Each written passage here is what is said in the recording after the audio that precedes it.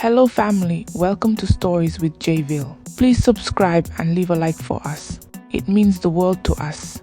Also share this video to your friends and loved ones and remember to turn on the post notifications so you don't miss any future videos from us. Thank you as you do so. Now sit back and relax as we dive into the story. Sarah Daniels strutted through the glass doors of Crawford & Co., her designer heels clicking against the marble floor. Heads turned as she made her way to the elevator, a picture of confidence in her tailored power suit. At 28, Sarah was the youngest marketing manager in the company's history, and she made sure everyone knew it.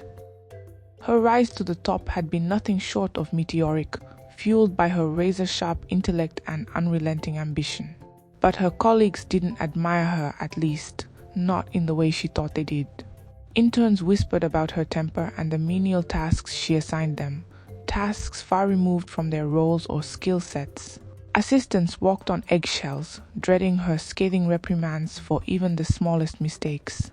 To Sarah, these criticisms were insignificant. She was a results-driven leader, and in her mind, that justified everything. "You don't climb the corporate ladder by making friends," she often said, dismissing the complaints of those around her.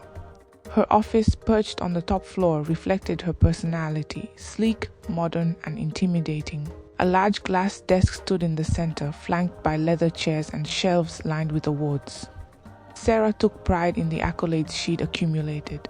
They were proof, she believed, of her unmatched talent and work ethic. That morning, Sarah was particularly focused. An important board meeting loomed, one that could solidify her position and potentially pave the way for her next big promotion. She had prepared extensively, fine-tuning her presentation late into the night. She knew the stakes were high. The board was comprised of seasoned executives, many of whom were still skeptical of meteoric rise. Sarah relished the challenge. She thrived under pressure and was determined to impress. Her morning routine had been flawless as always. A quick workout at the gym, a green smoothie, and a meticulously planned outfit ensured she was ready to conquer the day. Sliding into her sleek silver sports car, she couldn't help but glance at her reflection in the rearview mirror, a smirk playing on her lips. "You've got this," she told herself. As she sped through the bustling streets of the city, Sarah mentally rehearsed her talking points. Her car was more than just a mode of transportation. It was a symbol of her success, a tangible reminder of how far she had come. But as she approached an intersection, her momentum was abruptly halted. A dusty old sedan sputtered to a stop in front of her, blocking her path. "Seriously?" Sarah muttered, her frustration bubbling over. She honked the horn, tapping her fingers impatiently on the steering wheel. The sedan didn't budge. Glancing at the time, she realized she was cutting it close. Her irritation turned to fury. She stepped out of her car, ready to confront the driver. Her heels clicked loudly against the pavement as she approached the vehicle. Inside, she saw an elderly man, his hands trembling slightly as he struggled with the keys. Her anger boiled over. "Hey, can you move this junk already? Some of us have important places to be," she barked, arms crossed and glaring at the old man. Little did she know this encounter would change her life forever. The elderly man looked up at Sarah, his kind yet weary eyes meeting her sharp glare. He rolled down the window, his movements slow and deliberate. "I'm sorry, young lady," he said, his voice calm and unbothered. "The car just stalled. I'll get it moving in a moment." Sarah wasn't having it. "A moment," she scoffed, throwing her hands up in exasperation. "This is why people like you shouldn't be allowed on the road. If you can't handle a car, just stay home. You're wasting everyone's time." The old man tilted his head slightly, studying her as if trying to determine what kind of person would speak so harshly to a stranger. "I understand your frustration," he replied evenly. "I'll do my best." "Well, try harder," Sarah snapped, turning on her heel. The clicking of her heels echoed in the morning air as she marched back to her car, muttering about incompetent drivers and ancient clunkers. She slammed her car door shut, gripping the steering wheel tightly. The old sedan sputtered and jerked forward, finally clearing the intersection. The elderly man gave her a small wave through his window as he drove off. Sarah ignored it, speeding away with a screech of tires, determined to make up for lost time. As she pulled into the company parking lot, her irritation began to dissipate. The towering glass building of Crawford & Co. always had a way of calming her. This was her domain, her kingdom. Stepping out of her car, she adjusted her blazer, squared her shoulders, and strode into the building. The usual flurry of activity greeted her. Assistants and interns buzzed around, juggling coffee orders, files, and frantic phone calls. Several employees greeted her nervously, but Sarah barely acknowledged them, her mind already on the presentation. Miss Daniels, one of her assistants, called out, struggling to keep up with her brisk pace. "The board meeting has already started." "What?" Sarah snapped, spinning on her heel. "Why wasn't I told earlier?" "You were informed," the assistant replied hesitantly, holding up a printed schedule.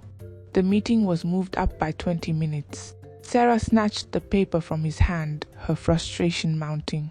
"Fine, I'll handle it," she said, brushing past him and heading straight for the boardroom. She threw open the doors, her heels clattering loudly against the wooden floor. The conversation in the room came to an abrupt halt. Every head turned toward her, including one she wasn't expecting to see.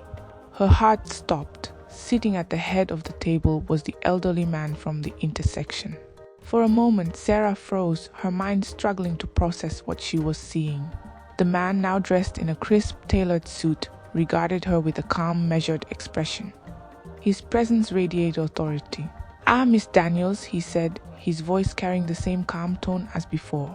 "How kind of you to join us." The room fell into an uneasy silence as Sarah's confidence drained away. She finally realized who he was, James Crawford, the founder and owner of Crawford & Co., her ultimate boss. Sarah's perfectly constructed facade of confidence crumbled as her eyes locked with James Crawford's. The man she had berated so ruthlessly just moments ago was not just anyone. He was the James Crawford, the founder and majority shareholder of Crawford & Co., the company whose walls she thought she ruled. Her breath hitched, but she quickly straightened her back, forcing a professional smile. "Mr. Crawford," she began, her voice faltering slightly, "I didn't realize you would be here today." James Crawford didn't reply immediately. Instead, he motioned for her to take a seat. "Please, Miss Daniels, join us. We've just begun." Sarah hesitated before walking to an empty chair near the middle of the long table. She could feel the eyes of her colleagues on her, some curious, others barely suppressing amused smirks.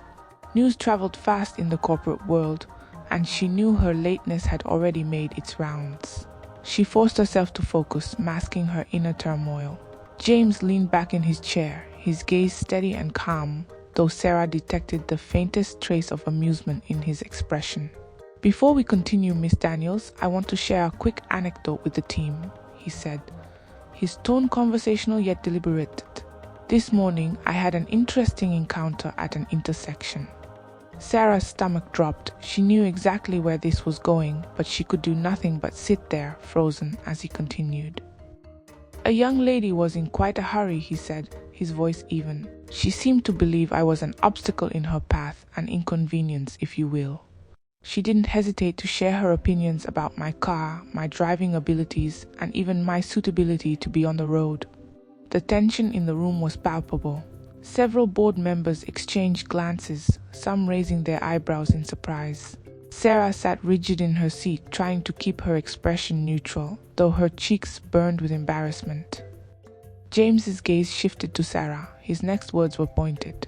"It's fascinating how quickly we judge people based on appearances or circumstances, isn't it, Miss Daniels?" The room was deathly silent. All eyes were now on Sarah, and she knew there was no escape. I didn't realize it was you, Mr. Crawford," she stammered. "I was running late and—" "Ah, yes," James interrupted gently. "The pressure of being late, it's understandable. But it raises an important question for all of us. How do we treat people when we think they can't affect our lives?" His words hung in the air like a gavel striking a courtroom bench.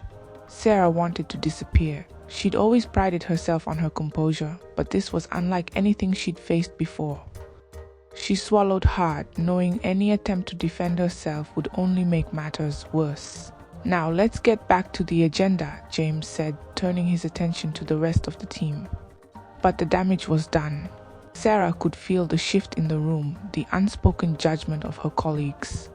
As the meeting progressed, Sarah's mind raced. This wasn't just a mistake, it was a career-defining moment, and the next step she took would determine whether she could recover or if her fall from grace was inevitable. For the first time in years, Sarah Daniels felt truly powerless.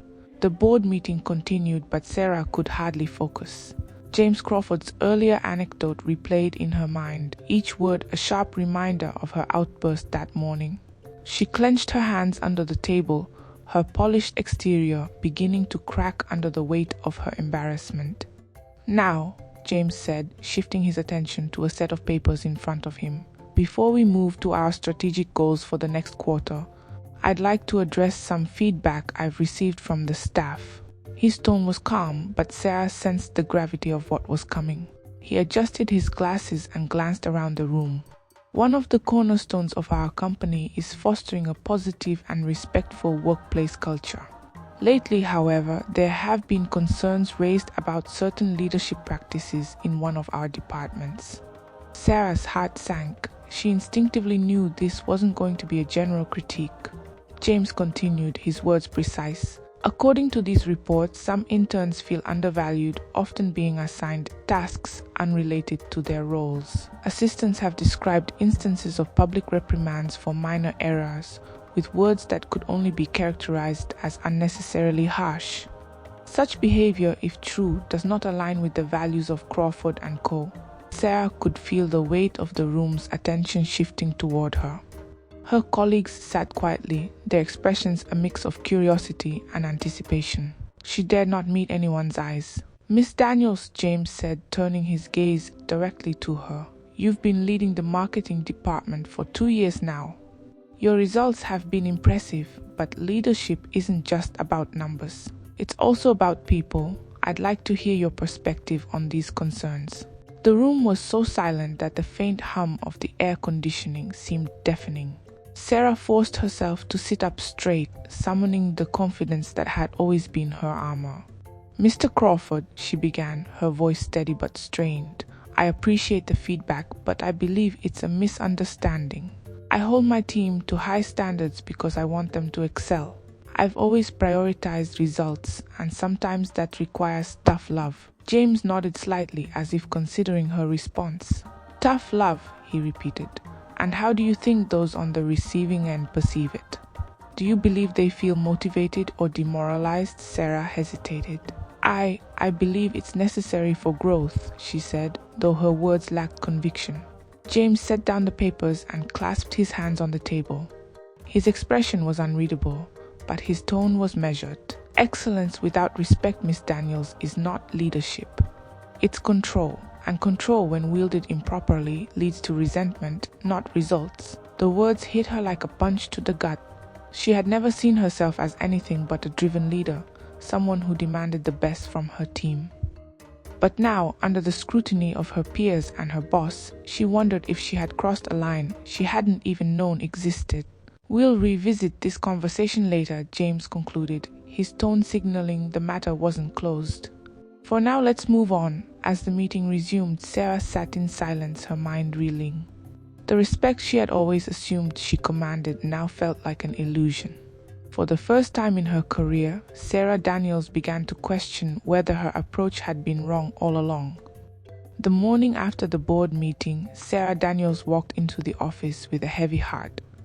Gone was the confident stride and commanding aura. Instead, her steps felt uncertain, her usually sharp mind clouded with doubt. The events of the previous day had shaken her.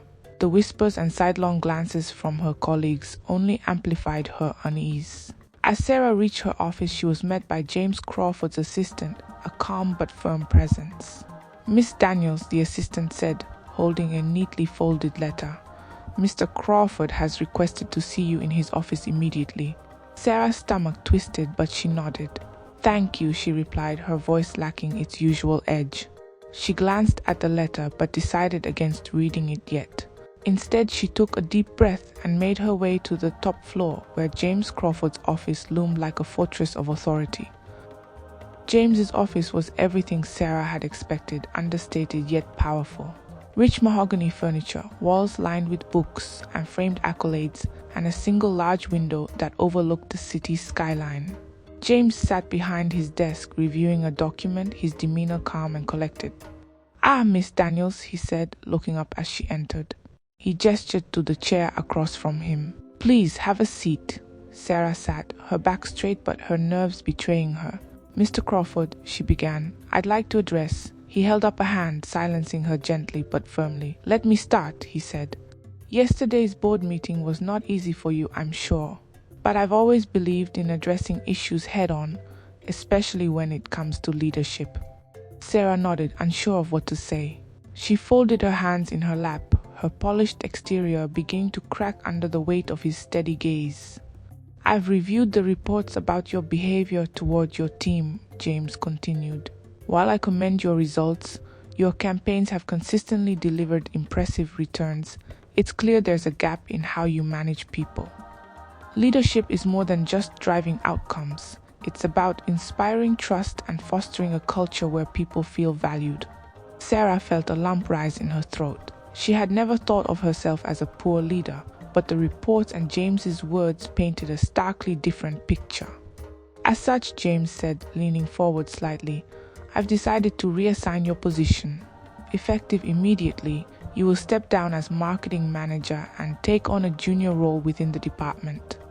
The words hit her like a blow. "A junior role?" she repeated, her voice trembling with disbelief. James nodded, his tone firm but not unkind. "You'll report directly to one of the interns you once managed, Lily Adams. She's shown remarkable leadership potential, and I believe this experience will be valuable for both of you." Sarah's mind reeled, reporting to an intern. It felt like a punishment designed to humiliate her. But looking into James's calm, unyielding eyes, she realized it was more than that. It was a lesson. "This isn't the end of your career," James added. "It's an opportunity to grow, to reflect, and to rebuild. How you handle this will determine your future here." Sarah swallowed hard, her pride warring with the dawning realization that he was right. She nodded, her voice barely above a whisper. "I understand." As she left his office, the weight of her demotion settled heavily on her shoulders. But beneath the sting of humiliation was a spark of determination. For the first time in her career, Sarah Daniels was forced to look inward, and she didn't like what she saw. It was time for a change. Sarah sat in her new workspace, a small cubicle tucked in the corner of the office, far from the spacious office she had once commanded. The walls were bare, save for a generic calendar and a company policy poster. Her nameplate, once proudly displayed on her desk as marketing manager, now simply read Junior Marketing Associate. It was surreal. Just days ago, Sarah had been the queen of this floor, issuing orders and delegating tasks with unwavering authority. Now she was on the receiving end, answering to Lily Adams, the intern she had once dismissed as inexperienced and incapable. The irony was bitter, and Sarah could feel the judgmental stares of her colleagues as she tried to adjust to her new reality. Lily, to her credit, handled the transition with grace. She greeted Sarah with a polite but professional demeanor, careful not to flaunt her new authority. "Welcome to the team, Sarah," she said on her first day as Sarah's supervisor. "I know this might feel strange, but I'm here to support you as much as I can." Sarah nodded stiffly. "Thank you," she replied, forcing a tight smile. The words felt foreign coming out of her mouth. Her first task was a stark reminder of her demotion. Lily handed her a stack of documents to organize, something Sarah had frequently assigned to interns without a second thought. Now she was the one sorting through files, ensuring everything was properly categorized. It was monotonous, menial work, and it gave her plenty of time to reflect. As the days turned into weeks, Sarah's routine became humbling in ways she hadn't expected. She fetched coffee for meetings, compiled data for reports, and sat silently in team discussions where her input was no longer sought. Every task, no matter how small, felt like a direct confrontation with her former arrogance. One day, while delivering a presentation Lily had prepared, Sarah overheard two interns whispering nearby. "Can you believe she used to run this department?" one said, snickering. "I know," the other replied. "She used to treat us like dirt. Looks like karma finally caught up with her." The words stung, but Sarah didn't react. Instead, she focused on finishing her task, swallowing her pride. She was beginning to understand the impact of her past behavior and how deeply it had alienated those around her. Despite the awkwardness, Sarah began to notice something unexpected. Lily was a natural leader. She treated her team with respect, valuing their contributions and encouraging collaboration. Her approach was a stark contrast to Sarah's former leadership style, and it produced remarkable results. The team was thriving, achieving more together than Sarah had ever managed on her own. Watching Lily, Sarah realized she had a lot to learn. Leadership wasn't about commanding authority.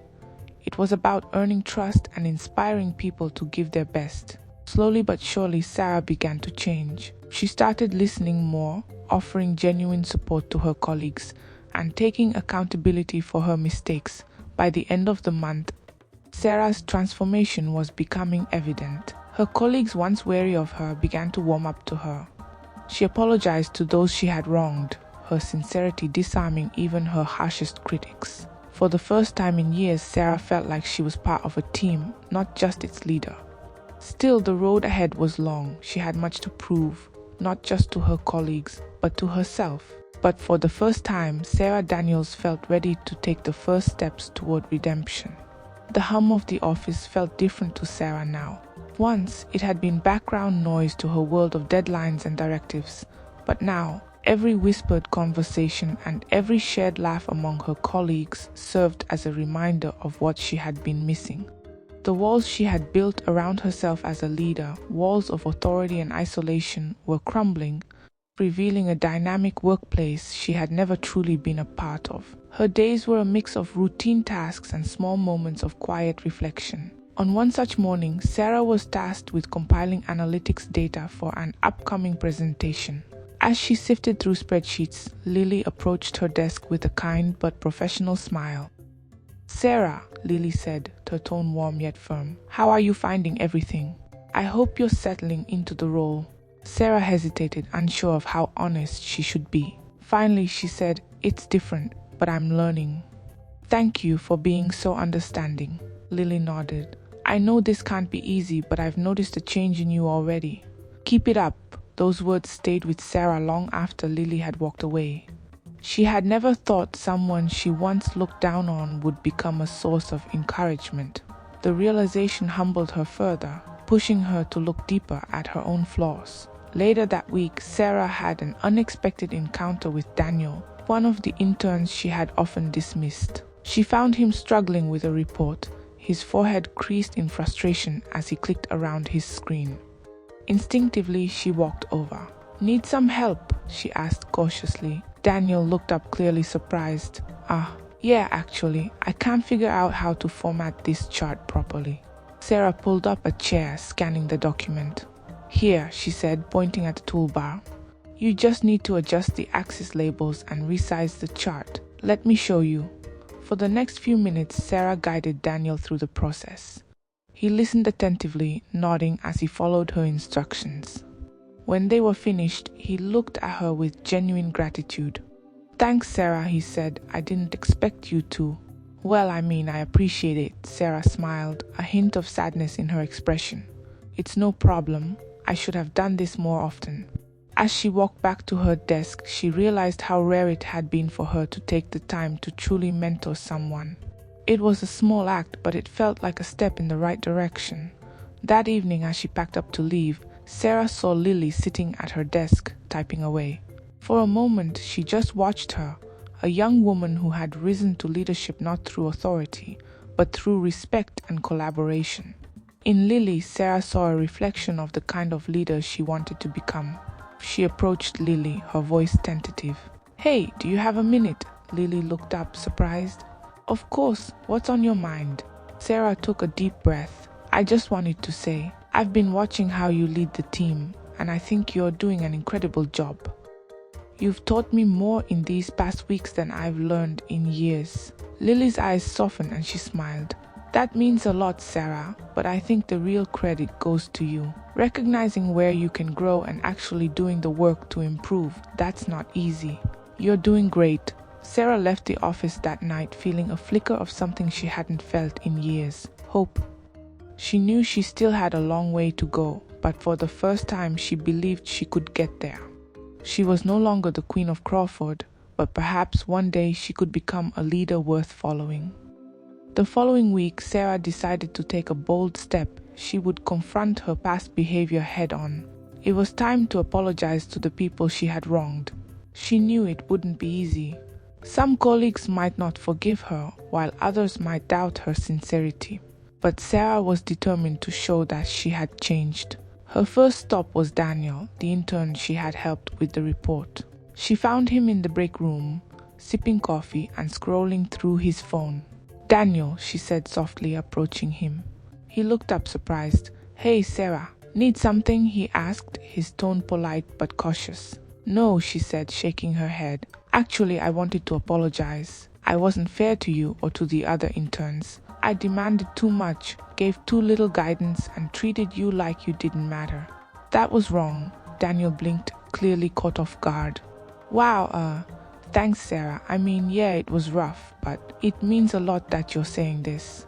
"I mean it," Sarah said, "and if there's ever anything I can do to help you, let me know." Daniel smiled, his demeanor softening. "I appreciate that, and I can see you're trying. That counts for something." Encouraged by her conversation with Daniel, Sarah made her way to her next stop, the assistant's corner. These were the people who had borne the brunt of her sharp words and impossible demands. Sarah approached them as they worked, her hands clasped nervously in front of her. "Hi everyone," she began, her voice a little shaky. The assistants looked up, clearly puzzled. "Sarah rarely came to this side of the office. I just wanted to say," she continued, "I'm sorry. I know I was hard on all of you, too hard. I said things I shouldn't have and treated you in ways you didn't deserve. You worked so hard and I didn't appreciate it. I'm truly sorry for that." For a moment there was silence. Then one of the assistants, a young woman named Priya, spoke up. "It wasn't easy working under you, Sarah," she said honestly. "But it takes guts to admit when you're wrong. Thanks for saying that." The others nodded in agreement, and Sarah felt a wave of relief. She left the assistant's corner feeling lighter, as though a burden she'd been carrying for years had started to lift. Over the next few days, Sarah continued her apology tour. She sought out former interns, team members, and even colleagues in other departments who had been affected by her behavior. Some accepted her apologies readily, while others needed more time. Not everyone forgave her, but Sarah understood that. The process wasn't about earning forgiveness. It was about taking responsibility and showing genuine remorse. One day, after her rounds of apologies, Sarah found herself alone in the office, reflecting on her journey. She realized that her apologies weren't just for the people she had wronged, they were also for herself. She was letting go of the person she had been, making space for the person she wanted to become. By the end of the week, the atmosphere around Sarah had started to shift.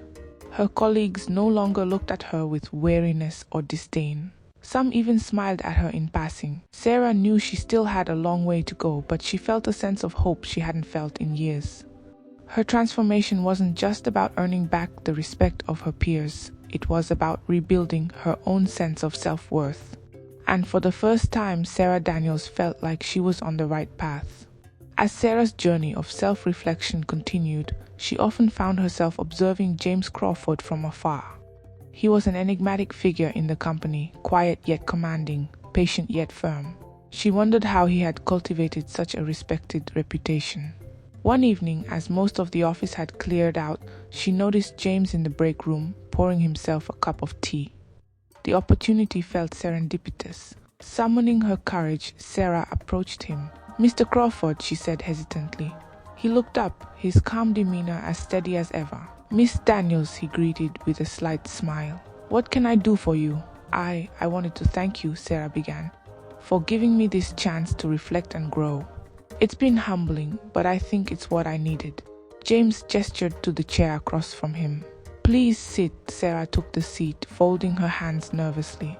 "I've been trying to figure out how you do it," she admitted. "How you lead with so much patience and respect. I've seen how people look up to you, and I want to learn." James set his cup down and leaned back in his chair. Leadership, he began, isn't about control or authority.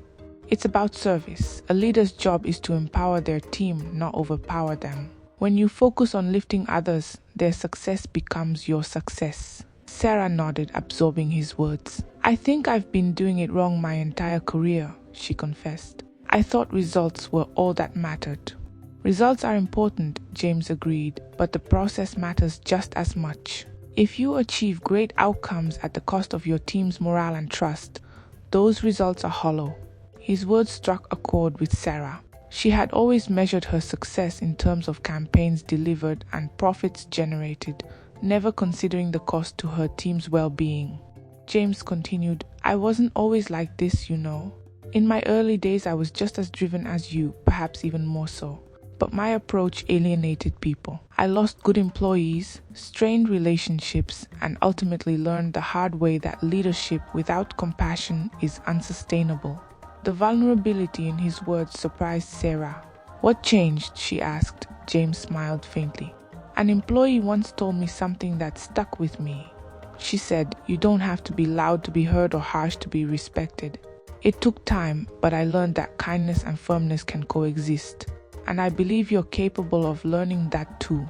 His belief in her felt like a lifeline. For years, Sarah had equated vulnerability with weakness, but James's example showed her that true strength lay in humility and self-awareness. Over the next few weeks, Sarah sought James's guidance whenever she could. Their conversations became a source of wisdom, helping her navigate her journey toward becoming a better leader. James didn't give her all the answers but encouraged her to find them herself. Leadership is a practice, he often reminded her. It's something you work at every day. Slowly, Sarah began to integrate his advice into her actions. She listened more, sought input from her team, and worked to rebuild the trust she had lost. James's mentorship wasn't just transforming her leadership style, it was transforming her as a person. One evening, as Sarah wrapped up her work, she noticed a handwritten note on her desk. It was from James. The best leaders don't just build businesses, they build people. Keep going, you're on the right path. Sarah smiled, tucking the note into her planner. For the first time, she truly believed she could become the kind of leader James saw in her. And she was determined to prove him right. Weeks turned into months, and Sarah Daniels continued to transform. Her focus shifted from chasing results at all costs to nurturing the people around her. She made it a point to listen during team meetings, often asking for input from her colleagues before presenting her own ideas. It wasn't easy. Letting go of her need for control took constant effort, but the change was palpable. The marketing team thrived under this new dynamic. The interns, once terrified of Sarah, began to approach her with questions and ideas. Her former assistant, Priya, even commented during a team meeting, "This campaign has been the most collaborative one we've done. It feels like everyone's voice matters." Sarah smiled at the compliment, her heart swelling with pride. For the first time, she saw herself not as the sole driver of success, but as part of a team where everyone contributed to the final result. One morning, Sarah was called into a meeting with James Crawford and several senior executives. The company had secured a high-profile client, a national technology firm, and the marketing team was tasked with crafting the campaign. James turned to Sarah. "Miss Daniels, I'd like you to lead this project," he said, his tone measured. "I've seen the progress you've made, and I believe you're ready." Sarah froze, the weight of his words settling over her. Leading a project of this magnitude was an enormous responsibility, one she hadn't been trusted with since her demotion. She hesitated. "Are you sure, Mr. Crawford? I mean, I've been working hard, but—" "I'm sure," he interrupted, a rare smile touching his lips. "This is your chance to show us the leader you've become." Sarah took a deep breath, her nerves battling her newfound confidence. "Thank you," she said firmly. "I won't let you down." The project was a turning point for Sarah. Instead of taking full control as she might have in the past, she organized brainstorming sessions, giving her team the freedom to contribute ideas. She delegated tasks not to offload work but to empower others, ensuring each person's strengths were utilized. When setbacks arose, she addressed them calmly, focusing on solutions rather than assigning blame. One evening, while the team stayed late to finalize the campaign pitch, Lily approached Sarah. "I've never seen the team this motivated," she said. "You're doing an amazing job, Sarah." Sarah smiled, humbled by the praise. "It's not just me," she replied. "It's all of us. I'm just making sure everyone shines." The campaign presentation was a resounding success. The clients praised the creativity and cohesion of the team's work, and the deal was secured. As the room erupted in applause, Sarah felt a swell of pride, not for herself, but for the team she had helped guide to victory. Later that day, James called Sarah into his office. He stood as she entered, extending his hand. "You've done well, Miss Daniels. The transformation you've shown is remarkable." "Thank you," Sarah said, her voice steady. "But I couldn't have done it without the lessons I've learned from you and the team." James nodded, his expression thoughtful. "Leadership isn't about perfection, it's about growth. And you've shown us all what growth looks like." For the first time, Sarah felt like she had earned her place, not through authority, but through respect.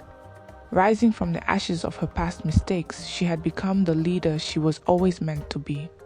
Months after her journey of transformation began, Sarah Daniels stood in the same boardroom where she had once faced her greatest humiliation. This time, however, she wasn't here to defend herself or apologize. She was here to present a vision for the company's future. The boardroom was packed with senior executives, including James Crawford, who sat at the head of the table with his calm, knowing smile. Sarah took a deep breath and began her presentation. She spoke with confidence.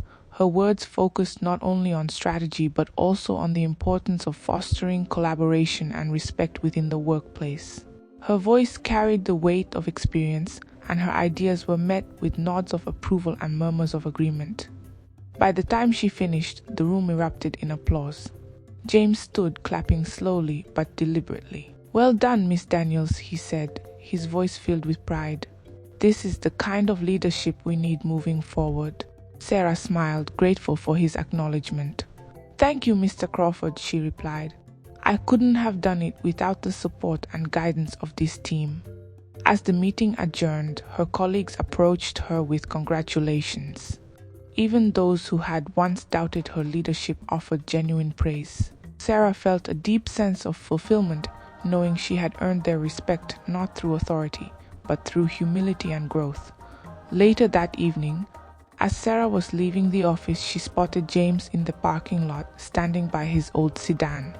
The sight brought a smile to her face. She walked over, her heels clicking softly against the pavement. "Need a hand, Mr. Crawford?" she asked playfully. James looked up, a twinkle of amusement in his eyes. "Only if you promise not to critique my choice of vehicle this time." They both laughed, the moment a poignant reminder of how far Sarah had come.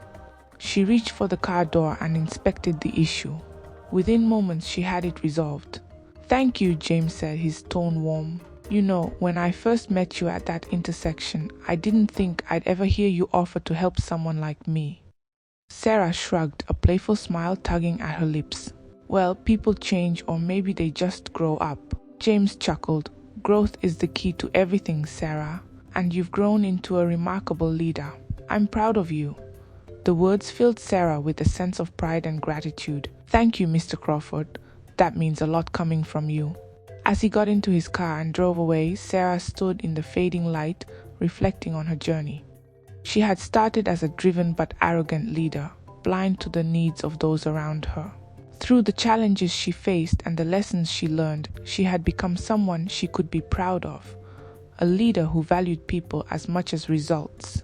Her story had come full circle, and as she walked to her car, Sarah knew that the road ahead was bright not just for her career, but for the relationships she would continue to build along the way.